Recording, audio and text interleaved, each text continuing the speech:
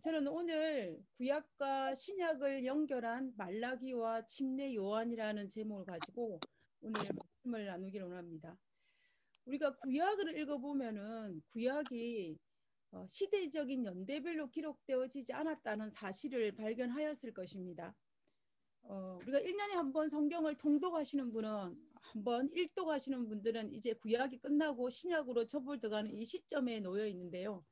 그래서 먼저 저는 오늘 구약과 신약을 어떻게 연결하는 그 말라기와 침례 요한의 사역을 통해서 한번 은혜를 나누기를 원합니다. 그래서 먼저 우리가 구약의 구조를 한번 보고 살펴보도록 하겠습니다. 구약의 구조는 크게 세 가지로 나눌 수가 있습니다. 역사서와 그다음에 시가서, 우리가 시문학서라고 말하기도 하죠. 시문학서와 그리고 선지서, 이 세 부류로 나눌 수가 있는데, 이 역사서에서는 우리가 모세오경이라고 말하는 이 율법서 5권이 있고, 그다음에 이제 역사서가 기록되어 있습니다. 이걸 우리가 토탈해서 역사서라고 이야기합니다. 그다음에 이제 우리가 이 시가서인데, 시문학서는 우리가 알다시피 시편, 잠언 이런 부분입니다. 그다음에 이제 선지서는 대선지서와 소선지서로 나눌 수가 있는데, 이 대선지서, 소선지서 나누는 기준은 키별이 중요하고 덜 중요하다는 의미가 아니고, 키별이 양에 따라서 대선지서와 소선지로 나눌 수가 있습니다. 그래서 우리가 구약을 우리가 보면은 시대적인 순서별로 기록된 것이 아니라 역사서를 먼저 기록을 하고, 그 다음에 시가서를 기록하고, 그 다음에 선지서를 기록하면서 성경 구약 39권이 이렇게 구성되어 있는 것을 볼 수가 있습니다. 그러므로 우리가 성경 구약을 읽을 때에 이런 시대적인 것을 알고 보면 훨씬 더 쉬울 것이 생각합니다. 우리가 구약에 있는 이 39권을 시대적인 순서로 정리를 한 것입니다. 아주 간단하게 정리한 부분인데요. 그리고 창세기부터 시작하여서 이제 맨 마지막 구약의 마지막 시대였던 역사서의 마지막인 느헤미야서, 그 부분에 대해서 이제 기록되어 있는 것을 볼 수가 있는데요. 우리 간단하게 설명을 하면 창세기에 이제 부조 시대를 거쳐서 그다음에 이스라엘 백성들이 애굽으로 가고 출애굽기 시대에 민수기 시대를 지나갑니다. 민수기 시대는 광야 40년의 기록을 담고 있습니다. 그 다음에 이제 여호수아, 그들이 가나안 땅을 정복하는 시대, 그 다음에 사사시대, 그리고 사사시대 이후에 이 사무엘 상하, 이 통일 왕정 시대, 이스라엘 백성의 유다 통일 왕정 시대의 역사를 다루고 있고, 그 다음에 열왕기 상하와 역대 상하는 이 분열 왕국의 시대를 다루고 있는 것을 볼 수가 있습니다. 그 다음에 이제 유다가 멸망하고 난 다음에 그들이 바벨론의 포로로 잡혀가서 바벨론 포로 이후의 역사를 기록하고 있는 것이 바로 에스라와 느헤미야입니다. 그리고 에스라와 느헤미야는 종종 간혹 이 선지서로 분류하실 수도 있는데, 에스라와 느헤미야는 선지서가 아니고 역사서입니다. 에스라, 느헤미야. 그래서 우리가 이 시대적인 상황을 보면은 느헤미야가 구약의 맨 마지막 역사서라는 것을 우리가 알 수가 있습니다. 그러면 오늘 제가 말씀드리고 싶은 이 말라기는 느헤미야 시대의 끝부분에 해당할 때에 활동한 선지자로서 구약에서는 맨 마지막 성경책이기도 하고, 또 말라기는 구약의 맨 마지막 선지자이기도 한 선지자가 바로 이 말라기입니다. 그러면 저는 이 말라기 선자를 통하여서 하나님께서 왜 구약과 신약을 연결하는 그 중간 400년 동안, 예수님이 탄생하기 전까지 400년 기간 동안 하나님이 선지자를 보내지 않으셨는지에 대한 의문에 대해서 한번 알아보기로 합니다. 그리고 두 번째는 예수님 시대에 왜 그토록 이스라엘 백성들이 율법주의와 타락하였는지에 대해서 우리가 말라기서, 매 성경의 구약의 맨 마지막에 기록되어진 이 말라기서를 통하여서 한번 알아보기를 원하는 것입니다. 그 다음에 세 번째는 구약과 신약이 어떻게 연결되어지는지, 구약의 맨 마지막 성경책이 말라기서이고 신약의 첫 번째 성경책이 마태복음인데, 이 두 성경책이 어떻게 연결되어지는지 우리가 그 부분에 대해서도 한번 정리를 해보기로 합니다.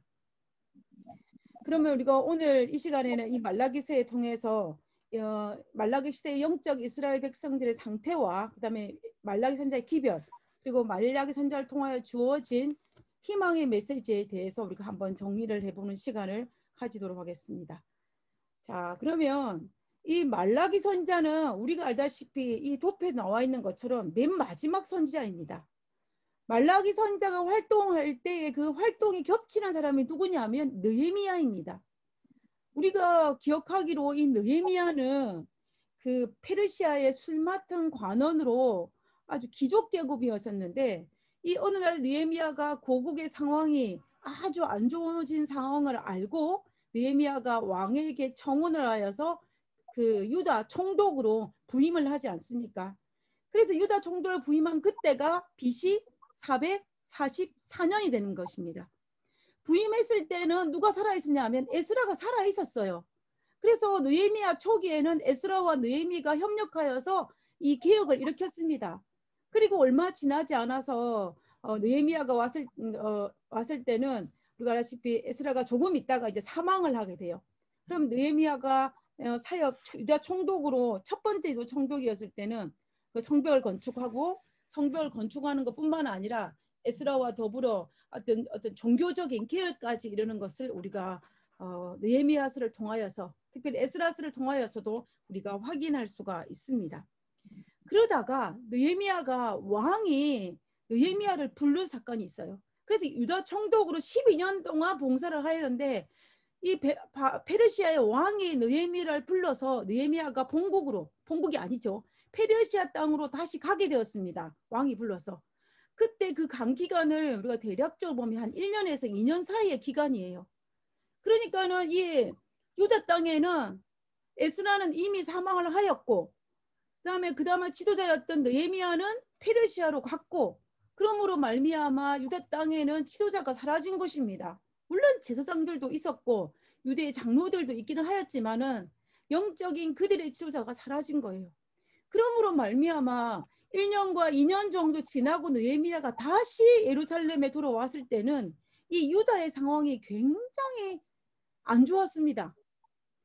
그들의 상황은 모세의 율법까지도 범할 정도로 그들은 굉장히 타락했던 것을 볼 수가 있고 느헤미야가 돌아왔을 때는 아주 전폭적으로 계획을 해야만이 될 그런 시기였습니다. 그러면 이 말라기 선지자가 언제 활동을 했냐면 이 느헤미야가 1차 유다 총독으로 오고 페르시아에 잠시 갔을 때 그때 그 사이에 말라기 선지자가 사역을 시작한 것을 우리가 볼 수가 있습니다. 그래서 느헤미야 13장에 있는 이 말씀과 말라기서에 있는 이 말씀들이 유다의 상황이 비슷한 것을 볼 수 있어요. 그래서 말라기 초기에 선지자의 초기 사역 때는 느헤미야가 살아가 있었고 그리고 느헤미야가 죽었는지는 잘 사망했는지는 알 수 없지만 느헤미야가 사라지고 맨 마지막까지 남방 유다의 그 이스라엘 백성들에게 그 하나님의 기별을 전한 선지자로 선지자가 활동했다는 것을 우리가 볼 수가 있는 것입니다. 그러므로 우리가 이 부분에서 알 수 있는 것처럼 결과적으로 이 말라기 선지자는 그 바벨론에 포로 잡혀갔다가 귀환한 그 2세대들에게 복음을 전한 선지자가 바로 말라기 선지자이고 특별히 영적으로 급격하게 타락한 퇴보의 길로 갔던 그들을 향해서 복음을 전한 하나님의 기별을 전한 선지자가 바로 말라기 선지자인 것을 우리가 알 수가 있습니다. 자, 이런 상황에서 우리가 말라기 선지자 활동했던 그 시대에 이스라엘 백성들 입장에서 한번 생각을 해보면 그들을 많이 이해하는 측면에서 한번 생각을 해보면 이스라엘 백성들 입장으로 살펴볼 때는 예루살렘 성전이 재건축된 지 벌써 100년이 지났습니다. 그럼에도 불구하고 그들이 기다렸던 메시아는 오지 않았어요. 창세기 3장 15절에 약속된 메시아가 오랫동안 기다렸고 그리고 메시아에 대한 기대감도 컸지만 그들이 주변에서는 메시아가 등장할 기미가 보이지 않는 것입니다. 그러므로 말미암아 그들이 이제 율법은 예수님의 그 지연됨으로 그 메시아의 도래가 지연됨으로 말미암아 그들이 심각한 회의에 빠졌습니다. 그렇게 되다 보니까 그들은 율법을 거의 지키지 않았고 영적으로 도덕적으로 침체기에 접어들 수밖에 없었던 것입니다. 그때 활동한 선지자가 말라기 선지자인데 우리가 말라기 선지자의 서를 읽어보면 이 말라기 선지자는 이스라엘 백성들에게 메시아의 도래가 예수님의 초림이 메시아가 오시는 것을 지연된 그 원인이 하나님의 불성실 때문이 아니고 바로 우리 때문이다라고 기별을 전하는 것이 이 말라기서입니다. 그러나 이 기별에 대해서 이스라엘 백성들은 이해를 하지 못했어요. 이해를 하지도 못했고 그다음에 동의를 하지 못했습니다. 우리가 그 부분을 어디서 알 수 있냐면 이 말라기서에는 하나님과 이스라엘 백성들 사이에 변론하는 그 내용이 포함되어 있는 것을 볼 수가 있습니다. 그 내용이 포함되어 있는데 그 변론은 이슈가 크게 세 가지였습니다. 하나님과 이스라엘 백성들 사이에 이슈 세 가지였는데 그 첫 번째 이슈가 뭐냐면 하나님의 사랑 여부예요. 말라기 1장 2절에 뭐라고 했냐면 여호와께서 가라사대 내가 너희를 사랑하였노라. 그렇게 하나 너희는 이르기를 주께서 어떻게 우리를 사랑하였나이까 라고 하는도다. 지금 여기에서 무슨 말이냐면 하나님께서 내가 너희를 사랑한다 라고 이야기하는데 이스라엘 백성들은 아니 주님께서 어떻게 우리를 사랑하였습니까? 도저히 믿지 못하겠습니다 라고 이야기하는 거예요. 우리가 우리 자녀들에게 엄마가 너를 너무 사랑한다 라고 이야기했는데 그 자녀들이 엄마는 나를 사랑하지 않아. 엄마가 나를 사랑한 증거를 보여봐. 하나도 나를 사랑한 것이 없잖아. 이렇게 따지는 거예요. 이런 모습이 바로 말라기 1장 2절의 이 모습입니다. 하나님은 이스라엘 백성들을 사랑한다고 이야기하고 이스라엘 백성들은 하나님은 나를 사랑하지 않는다고 이야기하는 거예요. 그것이 첫 번째 하나님과 이스라엘 백성들 사이의 변론의 이슈였습니다. 그 다음에 이제 두 번째 이슈는 하나님의 존경의 여부를 두고 하는 변론이에요. 존경의 여부. 말라기 1장 6절에서 우리가 등장하는 것을 볼 수가 있는데요. 말라기 1장 6절에 보면 내 이름을 멸시하는 제사장들아 만군의 여호와가 너에게 이르기를 아들은 그 아버지를 종은 그 주인을 공경하나니 내가 아버지일진데 나를 공경함이 어디 있느냐. 이 말은 너희들이 나를 공경하지 않는다는 소리예요. 그리고 내가 주인일진데 나를 두려움이 어디 있느냐. 하나님께서 지금 이스라엘 백성들에게 내가 아버지고 주인인데 너는 나를 멸시하고 나를 공경치 아니하고 나를 두려워하지 아니한다라고 이야기하는 것입니다. 근데 그 이야기를 들은 이스라엘 백성들이 뭐라고 이야기하냐면 우리가 어떻게 주의 이름을 멸시하였나이까 라고 이야기하는 것입니다. 다시 말하면 나는 주님의 이름을 멸시하지 않았다라고 이야기하는 거예요. 하나님은 멸시했다고 이야기하고 이스라엘 백성들은 멸시하지 않았다라고 이야기하는 것입니다. 그 다음에 이제 세 번째 이슈를 한번 보겠습니다. 세 번째 변론의 이슈입니다. 세 번째 변론의 이슈인데요. 세 번째 변론의 이슈는 말라기 1장 7절에 있는 말씀입니다. 너희가 더러운 떡을 나의 제단에 드리고도 말하기를 하나님께 정결하지 않은 제물을 하나님께 바쳤습니다.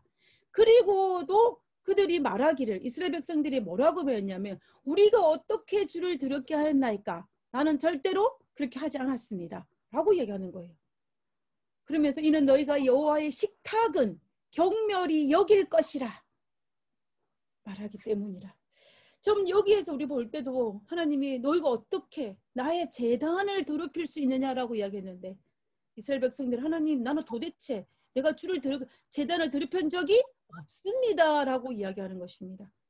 지금 하나님과 이스라엘 백성들의 이 변론하는 이야기 크게 세 가지 이슈를 살펴보면은 하나님께서는 이스라엘 백성들을 여전히 사랑하지만 이스라엘 백성들은 하나님 당신은 나를 사랑하지 않습니다 이야기하는 것이고 그리고 또 나의 이름을 멸시하지 말라 했는데 나는 멸시한 적이 없다라고 이야기하고 그다음에 그리고 난 다음에 하나님의 예배를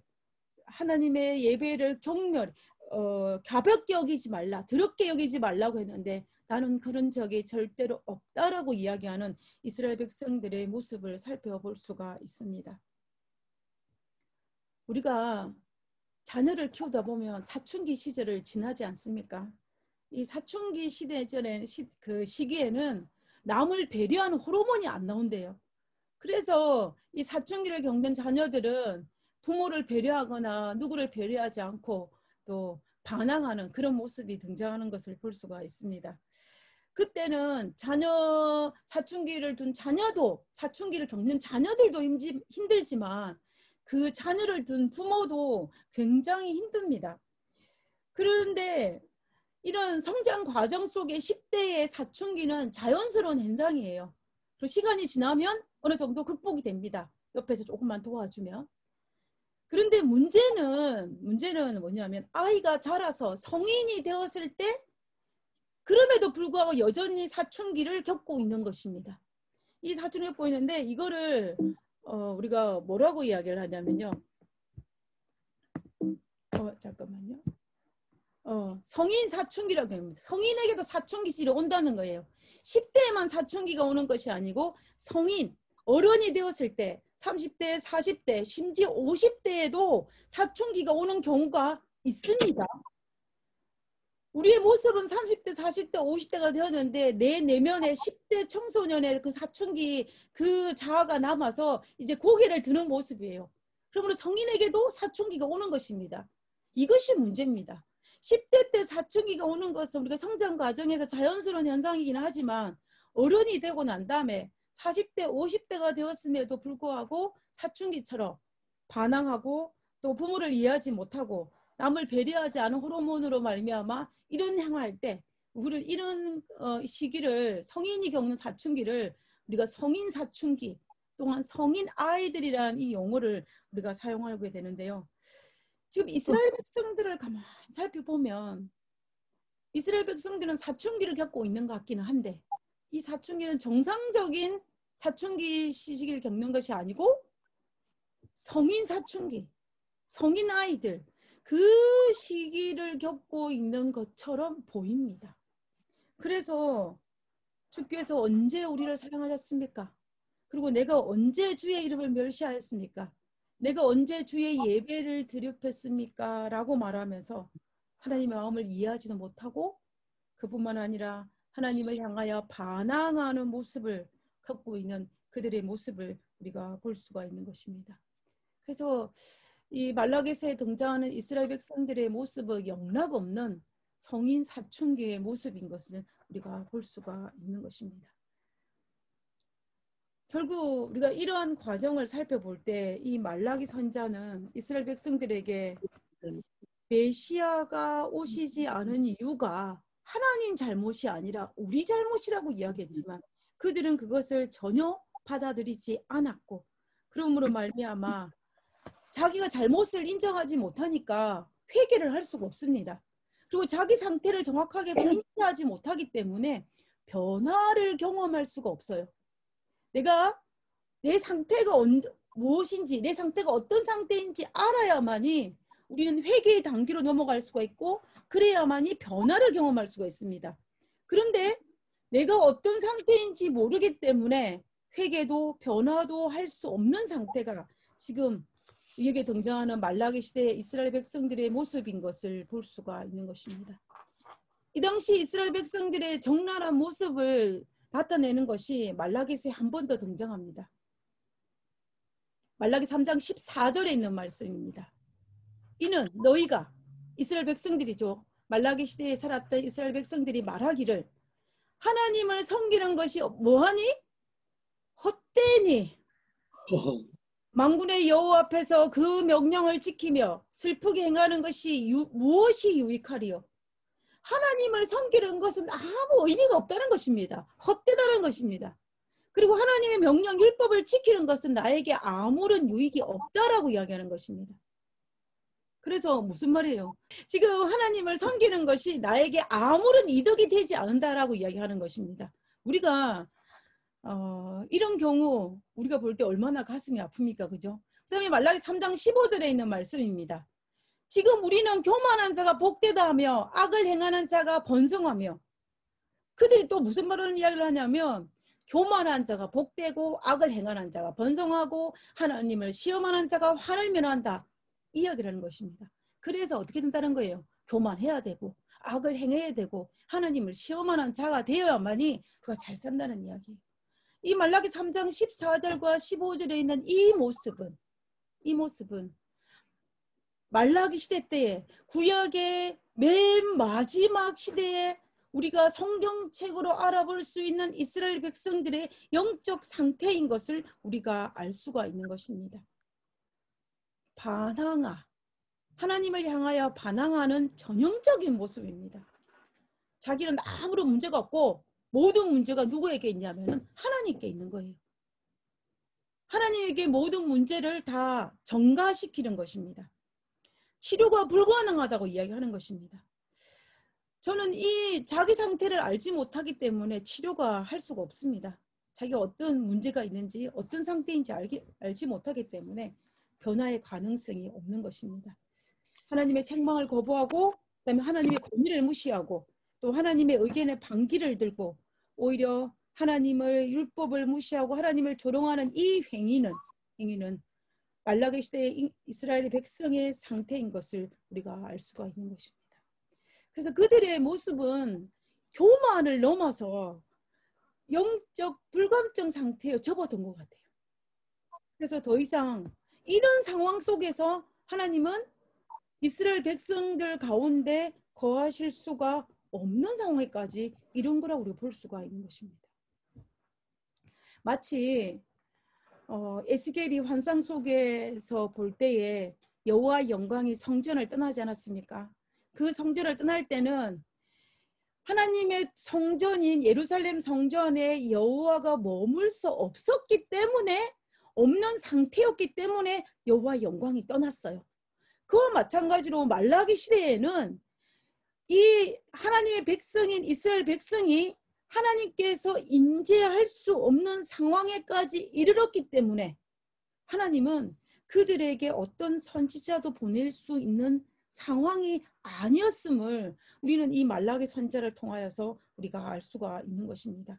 그래서 어쩌면 하나님은 이 말라기 시대의 이스라엘 백성들의 영적 상황을 알았기 때문에 어쩌면 하나님께서 그들에게 선지자를 400년 동안 보내지 않았나라고 생각할 수가 있는 것입니다. 제가 아는 사춘기에 딸들을 둔 이제 이 애기 엄마가 있었는데 그 엄마가 자기 딸들이 사춘기가 엄청 심해가지고 굉장히 힘든 시기를 보내고 있었어요. 그래서 제가 그 집사님에게 요즘에 어떠냐고 괜찮냐고 했더니 그 집사님 말이 제가 오랫동안 기억하고 있는 말이었는데 그 말이 무슨 말을 하냐면 저는 하숙집 엄마라고 생각합니다 라고 얘기하는 거예요. 무슨 말이냐면 내 자녀라고 생각하면 내가 도저히 감당이 안 되니까 나는 그냥 하숙을 치는 하숙집 엄마라서 그냥 밥을 해주는 기본적인 것만 한다고 그러면서 가슴을 쓸어내리면서 지금 이 사춘기를 보내고 있다라고 말을 하더라고요. 그러면서 자기 아이들이 이 요란한 사춘기를 보낼 때 이 엄마는 내 자식이 아니다 하숙생이다 라고 생각하면서 침묵하고 있는 그 시기를 보냈다고 이야기를 들은 적이 있습니다.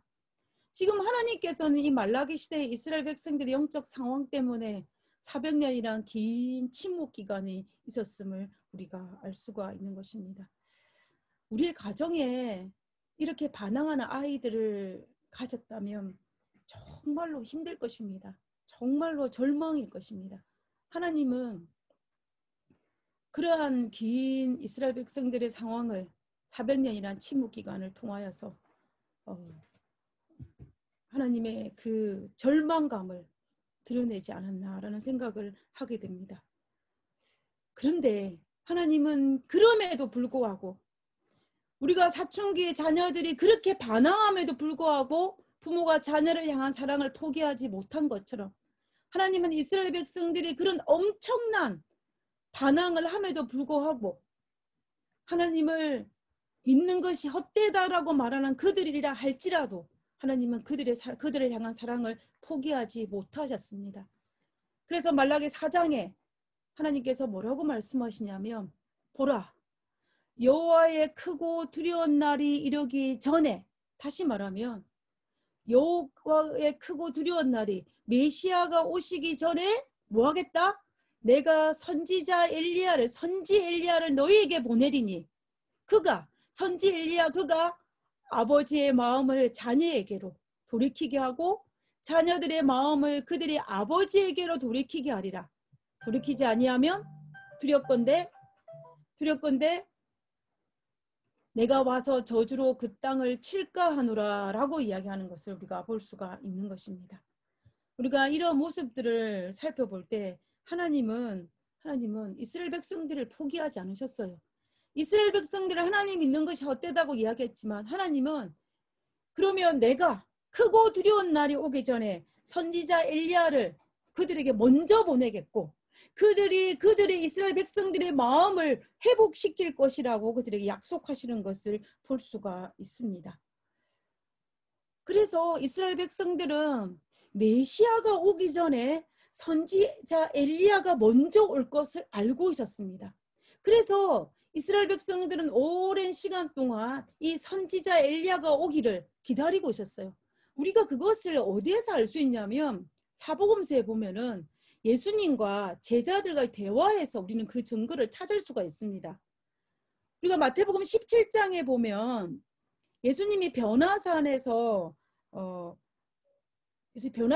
자신의 모습을 드러내는 것을 볼 수가 있는데요.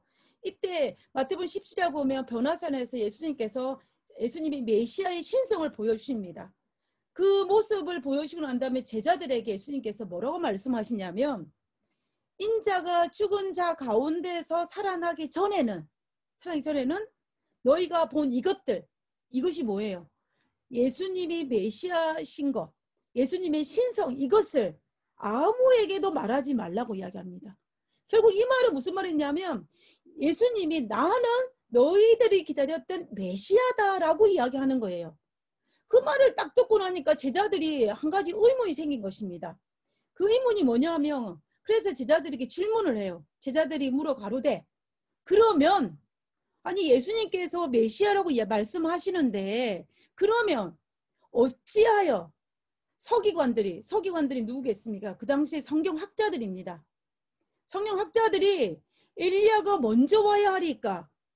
무슨 말이에요? 메시아가 오기 전에 엘리야가 먼저 온다고 서기관들이 이야기했는데 예수님께서 메시아라고 하니 그러면 서기관들이 말이 어찌 된 것입니까? 라고 질문하는 거예요. 그러니까 이제 예수님께서 이 말을 듣고 대답을 하십니다. 엘리야가 과연 먼저 와서 메시아 먼저 엘리야가 와서 모든 일을 회복하리라. 이 지금 말라기서에 기록된 이 예언의 말씀이 맞다라고 이야기하는 것입니다. 엘리야가 나보다 먼저 와서 모든 일을 회복하리라 라고 이야기하는 것입니다. 그 다음에 이제 13절입니다. 내가 너희에게 말하노니 엘리야가 이미 왔다는 이야기예요. 사람들이 엘리야가 온 것을 알지 못하고 인위로 대우하였도다. 인자도 이와 같이가 뭐예요? 사람들이 엘리야가 온 것을 알지 못하고 임의로 대우한 것과 같이 그들에게 고난을 받으리라. 엘리야에게 고난을 준 것처럼 나도 받을 것이라고 이야기하는 것입니다. 자, 13절입니다. 그제서야 이 이야기를 듣고 나서야 제자들이 예수께서 말씀하신 것이 침례 요한인 줄을 깨달으니라 라고 이야기합니다. 결국 이 말씀의 의미에서는 우리가 무엇을 알 수가 있냐면요. 유대인은 오랫동안 선지자 엘리야를 기다리고 있었다는 것을 우리가 알 수가 있습니다. 선지자 엘리야가 와고 난 다음에 메시아가 온다는 것을 그들이 알고 있었다는 이야기예요. 그리고 두 번째는 예수님께서 직접적으로 침례 요한이 말라기서에 예언된 그 선지자 엘리야임을 밝히셨습니다. 그래서 이 선지자 엘리야가 말라기 3장에서 기록된 것처럼 아버지의 마음을 자녀에게로, 자녀의 마음을 아버지에게로 돌이켰다라고 이야기하고 있는 것입니다. 결국 말라기 선지자가 예언한 이 주의 길을 예비한 침례 요한은 자녀들의 마음을 아버지에게로, 아버지의 마음을 자녀에게로 돌이킴으로 그들의 마음을 주의 길을 예비한 그 역할을 감당하였다고 지금 우리가 볼 수가 있는 것입니다. 그래서 우리가 여기에서 침례 요한의 기별을 한번 살펴볼 필요가 있는데요. 침례 요한의 기별을 마태복음 3장에 보면은 침례 요한의 기별이 등장을 합니다. 3장 2절에 회개하라 천국이 가까웠느니라. 그 다음에 3장 3절에 광야에 외치는 자의 소리가 있어 이르되 너희는 주의 길을 어떻게 하라? 예비하라. 준비하라. 그가 오실 길을 곧게 하라. 주의 길을 준비하라는 이야기예요. 예비하라는 이야기입니다. 마태복음 3장 8절에 보면 그러므로 회개에 합당한 열매를 맺고 속으로는 아브라함이 우리 조상이라고 생각지 말라. 내가 너에게 이르노니 하나님이 너희 이 돌들로도 아브라함의 자손이 되게 하리라. 그리고 너희가 만약에 좋은 열매를 맺지 아니하며 내가 찍어 불에 던지리라 라고 이야기합니다. 하나님은 이스라엘 백성 아니죠. 침례 요한은 이스라엘 백성들에게 독사의 자식들아 라고 책망하면서 회개에 합당한 열매를 맺지 아니하면 불에 던질 것이라고 이야기합니다. 그러므로 이 침례 요한의 메시지는 아주 강렬했고 또 그들에게 회개를 촉구하며 그들에게 강한 호소를 하였던 것을 우리가 볼 수가 있습니다.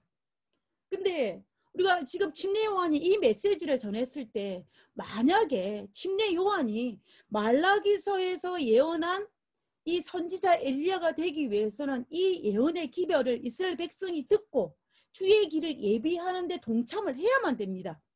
왜냐하면 말라기서의 예언이 아비의 마음을 자녀에게로 자녀의 마음을 아비에게로 돌린다 그랬거든요. 회복한다고 그랬습니다. 그런데 지금 침례 요한의 메시지는 이렇게 강력하지만 그 메시지를 받고 이스라엘 백성들이 어떤 반응을 보였느냐에 따라서 이 침례 요한이 말라기서가 예언한 선지 엘리야가 될 수도 있고 되지 않을 수도 있는 거예요. 반응을 보여야 됩니다. 그런데 성경에 보면은 이 침례 요한의 이 기별을 듣고 이스라엘 백성들이 어떤 반응을 보였는지를 성경에서 기록하고 있습니다.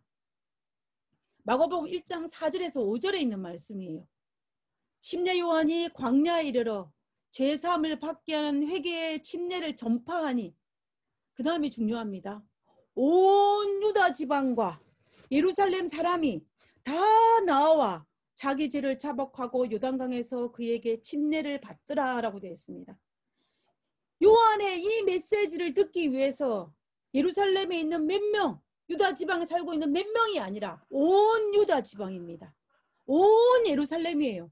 그리고 일부만 나갔다고 성경에 기록되지 않고 다 우리가 여기에서 마가복음 1장 4절과 5절에서 우리는 온이라는 단어와 다라는 단어를 주목을 해야 됩니다.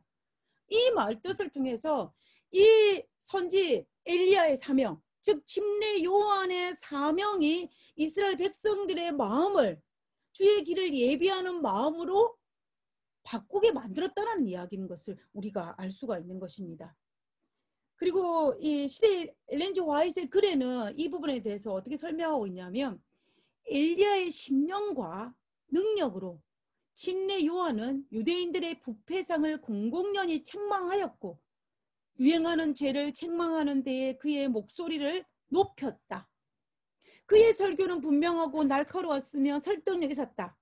많은 사람들이 그들의 죄를 회개하고 회개의 증거로서 요단강에서 침례를 받았다. 지금 분명히 성경책에서도 그렇고 여기에서도 많은 사람들이 다 이스라엘 백성들이 침례 요한의 기별을 듣고 감명을 받았음을 그리고 그들의 마음의 밭이 바뀌었음을 우리는 알 수가 있는 것입니다. 왜냐하면 그들이 회개하고 침례를 받았다라고 되어 있기 때문에 그들이 요단강으로 나갔다라고 되어 있기 때문입니다. 우리가 이 요한의 기별을 듣고 성경에는 이 짧은 구절만 있는 것이 아니라 사복음서 신약에는 이 요한의 기별을 받아들인 자들의 이름들이 성경의 중간중간에 양념처럼 들어가 있는 것을 우리가 볼 수가 있습니다. 대표적인 것으로 예수님의 제자들도 요한의 제자들이 있었어요. 그들은 먼저 요한의 제자가 돼서 마음의 변화를 받고 그 다음에 이제 예수님의 제자가 된 사람들이 있었습니다. 그 다음에 이제 우리가 이방인 땅까지 침례 요한의 사역의 길이 옮겨간 것을 우리가 볼 수가 있는데 이 알렉산드리아 출신 아볼로입니다. 이 사도행전 18장에 보면은 이 바울이 선교 여행을 할 때에 있었던 사건을 기록하고 있는 부분인데요. 알렉산드리아에서 난 아볼로라는 유대인이, 출신은 유대인인데 자기가 태어난 곳이 알렉산드리아입니다. 이방인 땅이죠. 에베소에서 이러니 이 사람은 학문이 많고 성경에 능한 자라. 그가 일찍 주의 도를 배워 열심히 예수에 관한 것을 자세히 말하며 가르치나 요한의 침례만 따름이라고 이야기했습니다. 결국 우리는 여기에서 이 아볼로가 요한의 기별을 받아들이고 그의 마음의 감동을 받아서 주의 도를 배워 열심히 복음을 전했다는 것을 우리가 알 수가 있는 것입니다. 그 다음에 이제 사도행전 19장에 보면은 또다시 이 요한의 제자들이 등장한 것을 볼 수 있어요. 이 요한의 제자들이 유다와 예루살렘에만 있었던 것이 아니고 요한의 제자들은 어디에도 저 멀리 이방인 땅에도 있었던 또 다른 하나의 증거입니다. 사도행전 19장입니다. 아볼로가 고린도에 있을 때 바울이 밑지방을 다녀 에베소에 와서 어떤 제자들을 만났는데 19장 3절에 바울이 가로되 그러면 너희가 누구냐면 여기서 19장 1절에 있는 그 어떤 제자들입니다. 너희가 무슨 침례를 받았느냐? 대답하되 요한의 침례라. 그들은 이 제자들은 요한을 통하여 기별을 받아들였고 요한의 침례를 받았다라는 것입니다. 그러므로 그때에 이제 사도 바울이 그들에게 성령의 침례를 베푸는 것을 우리가 볼 수가 있습니다. 예루살렘과 먼 거리에 있었던 이방인의 땅에서도 요한의 사역을 통하여서 그들이 마음이 변화되고 또 그들이 변화를 경험한 증거들을 우리는 사도행전을 통해서 곳곳에서 발견할 수 있습니다. 그러므로 이 침례 요한의 사역은 많은 사람들에게 영향을 주었음을 우리가 알 수가 있는 것입니다. 그 다음에 또 우리가 사복음서에 예수님을 침례 요한을 통하여서 마음의 변화를 경험한 대표적인 인물이 있습니다. 그 사람이 누구냐면 삭개오입니다. 삭개오. 우리가 너무나 잘 알고 있는 이 삭개오인데요. 삭개오는 유대인입니다. 이 당시에는 이스라엘 백성들이 로마의 그 식민지 통치를 하고 있었기 때문에 그 지배라고 했습니다. 그때에 이 삭개오는 세리장이었습니다. 세리가 어떤 직업이냐면 세금을 거두는 사람이에요. 근데 이 로마 사람들이 똑똑하여서 세금을 거두는 것이 좀 어렵다 보니까 유다 백성들 중에서 세금을 거두는 이 세금 공무원을 택했습니다. 이스라엘 백성들 중에서. 그런데 이 세금 공무원들은 세금을 악착같이 거둬들여야 됐어요. 자기가 거둬들인 세금을 얼마를 거두냐에 따라서 자기 몫이 달라지는 것입니다. 그래서 세금을 거둘 때에 악착같이 철저하게 어떻게 하면 더 많이 거둘 수 있을까를 연구하면서 아주 야비하게 세금을 거뒀던 사람들이 이 세리였습니다. 그래서 우리가 알다시피 이 세리라는 직업은 이스라엘 사람들에게는 존경받는 직업이 아니라 존경은 고사하고 정말로 죄인으로 취급받을 정도로 천대받고 미움받는 그 직업이 바로 세리였습니다. 그럼에도 불구하고 그들이 세리를 했던 이유는 이 세리를 하며 돈이 많이 생기고 돈이 많으니까 힘이 생기고 그러므로 결국 권력을 가질 수 있기 때문에 그들은 욕을 먹어도 다른 사람에게 비난을 받아도 이 세리를 했던 거예요. 근데 지금 이 삭개오는 그 세리들 중에 짱이었습니다. 짱이었어요. 그것도 어디 세리였냐면 여리고성의 세리장이었습니다. 여리고성은 이 당시 이스라엘의 가장 무역을 활성했던 장소였습니다. 그러니까 한마디로 말하면 여리고는 부자 동네라는 거예요. 부자 동네였으니까 돈이 많죠. 돈이 많은 곳에 세리장을 했으니 이 삭개오가 얼마나 돈이 많고 얼마나 자기 동족들한테 비난을 많이 받았겠습니까? 그런데 이 삭개오가 그럼에도 이 삭개오가 자기 동족을 이게 많이 비난을 받았지만 이 삭개오의 마음속에는 어떤 마음이 있냐면 돈이 채워지지 않은 공허감이 있었습니다. 그때에 혹시 내가 잘못 살지 않았나라는 이 회의감을 갖고 있을 때 이 삭개오는 어떤 소리를 듣게 되냐면은 침례 요한의 광야에서 외치는 소리를 듣게 됩니다. 그 시대의 소망에 보면은 그 부분에 대해서 이렇게 기록하고 있는 것을 볼 수가 있는데요. 여리고에서 불과 몇 킬로 되지 않는 요단강에 전에 침례 요한이 전도하였으므로 삭개오는 그 회개하라는 초청을 들었었다. 정한 새 위에 능징치 말라는 세리들에 대한 교훈은 비록 겉으로는 무시하였으나 마음속으로는 감명을 받았다. 우리는 침례 요한이 그 소리를 누가 들었는 걸 알 수 있냐면 삭개오가 들었다는 것을 우리는 알 수가 있어요. 만약에 삭개오가 그 침례 요한을 통하여 자신의 마음이 움직이지 않았다면 예수님께서 오셨을 때 그가 뽕나무 위에까지 올라가서라도 예수님을 보려고 하지 않았을 거예요.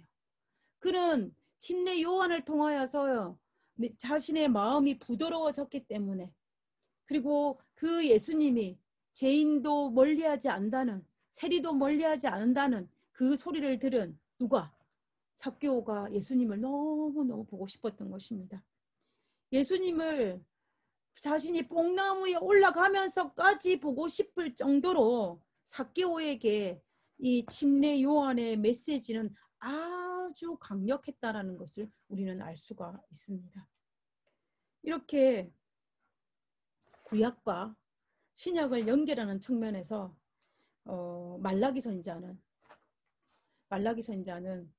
예수님의 초림 전에 침례 요한이 주의 길을 예비할 것이라고 예언을 했고, 그리고 침례 요한은 말라기 선지자의 예언대로 예수님의 길을 예비하는 역할을 감당하는 사람인 것을 우리가 볼 수가 있는 것입니다. 그래서 결국 이 말라기서와 마태복음을 연결시키는 그 두 사람이 바로 말라기 선지자와 그다음에 침례 요한인 것을 볼 수가 있어요.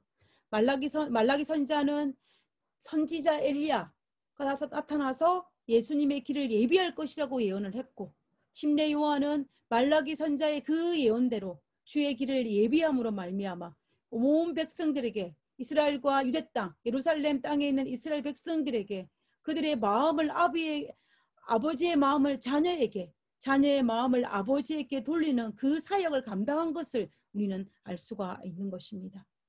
그래서 예수님께서 침례 요한을 두고 뭐라 그랬습니까? 여자가 낳은 자 중에 가장 큰 자라고 이야기했어요. 우리는 이렇게 말라기와 침례 요한을 통해서 구약과 신약이 연결되어지는 것을 우리가 볼 수가 있습니다. 이제 우리는 이 땅과 하늘을 연결시키는 것이 필요합니다. 구약과 신약은 이렇게 연결되었는데, 이제 우리가 살고 있는 이 땅에서 하늘을 연결시키는 것이 오늘 우리에게 필요합니다. 하나님은 성경을 통해서 땅에서 하늘을 연결시킬 수 있는 성경책을 우리에게 주셨어요. 그것이 뭐냐면 마태복음 24장 14절에 있는 말씀입니다. 이 천국 복음이 모든 민족에게 증언되기 위하여 온 세상에 전파되리니 그제야 끝이 오리라. 끝이 온다는 것은 하늘과 연결된다는 이야기예요. 지금 이 마태복음 24장의 이 말씀은 이 땅과 하늘을 연결시킬 수 있는 것은 이 천국 복음이 온 세상에 전파되는데, 그것을 감당할 사람이 바로 누구냐면 마지막 시대를 살아가는 그리스도인이라는 이야기입니다. 지금 마태복음에 그것을 예수님께서 하늘에 올라가시기 전에 그것을 예언해 놓은 것입니다. 너희가 이 땅과 하늘을 연결시킬 수 있는 것이 무엇이냐? 복음을 전파하는 것인데, 온 땅에 그것은 이 시대를 살아가고 있는 그리스도인, 우리의 몫이라는 것입니다. 구약과 신약을 연결시킨 자는 말라기와 침례 요한인 것처럼 오늘 이 시대에 땅과 하늘을 연결시킬 수 있는 사람은 누구냐면 우리라는 것입니다. 하늘과 땅을 연결하는 것이 우리의 몫입니다. 그래서 하나님은 우리가 그 사명을 감당하게 하기 위해서 하늘에 올라가시기 전에 우리에게 말씀하셨고, 대사명, 그리고 하늘에 올라가신 이후에도 하나님께서 선지자를 통하여서 이 사역을 우리에게 감당하라고, 하늘과 땅을 연결하는 그 몫을 감당하라고 우리에게 말하고 있는 것을 볼 수가 있는 것입니다. 그러므로 이 마지막 시대를 살아가는 우리들, 이제 정말 말라기 선지자가 구약의 맨 마지막 끝에 있는 선지자처럼 우리는 지금 이 땅의 맨 마지막 끝에 살아가고 있는 사람들입니다. 이제 우리는 그 마지막을 연결하는 그 시점에 우리가 있고, 우리가 예수님의 재림의 길을 예비하는 자가 우리의 몫이라는 것입니다. 그러므로 우리 모두가 다 예수님의 재림을 준비하는 그러한 몫을 감당할 수 있는 우리 모두가 되기를 간절히 바라면서 오늘 말씀을 마치도록 하겠습니다. 감사합니다. 아멘. 기도하겠습니다. 하늘에 계신 저희들의 아버지 하나님, 침례 요한은 이 땅에서 자기에게 주어진 사명을 성실히 감당하였습니다. 그러므로 말미암아 주의 초림의 길을 예비하였던 것처럼 하나님, 이 마지막 시대에 우리가 그리스도인으로 살아갈 수 있도록 우리에게 사명을 허락하셨사오니 아버지여, 우리가 부족하고 우리가 연약하고 우리가 실수가 많을지라도 하나님, 우리가 최선을 다하여서 우리에게 주어진 사명을 감당할 수 있도록 도와주시옵소서. 하나님, 그러다가 우리가 침례 요한이 구약과 신약을 연결시켰던 것처럼 하나님, 우리도 땅과 하늘을 연결시키는 디딤돌이 될 수 있도록 주여 도와주시옵소서. 오늘 우리의 삶이 아버지께 영광이 되게 하여 주옵기를 간구합니다. 하나님, 지금 이 시간에 머릿속에 당신의 귀한 자녀들을 주님 축복하여 주시고 하늘의 위로를 받는 그러한 복된 안식일 되게 허락하여 주옵기를 거룩하신 예수님 이름으로 기도드렸습니다. 아멘. 아멘.